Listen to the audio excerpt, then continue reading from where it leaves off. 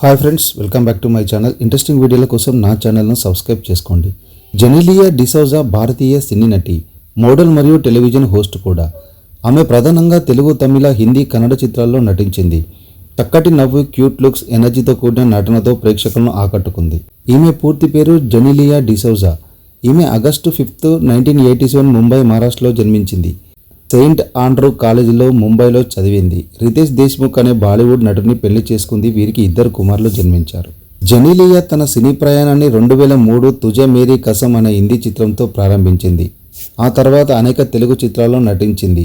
ఆమె తెలుగులో బొమ్మరిల్లు, సిద్ధార్థ్ సరసన అద్భుతమైన నటనతో ఆమెకు భారీ గుర్తింపు వచ్చింది.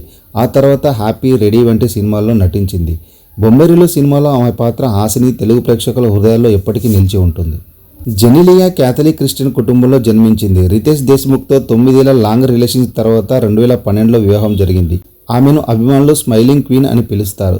సినిమాలకే కాకుండా అనేక బ్రాండ్లకు అంబాసిడర్గా పనిచేశారు. జెనీలియా అంటే చురుకుదనం, చిలిపితనం, ముద్దుగా మాట్లాడే, నవ్వే ముఖం. తెలుగు ప్రేక్షకుల హృదయాల్లో ఆమె ఇప్పటికీ బొమ్మరిల్లు హాసినిగానే నిలిచిపోతుంది.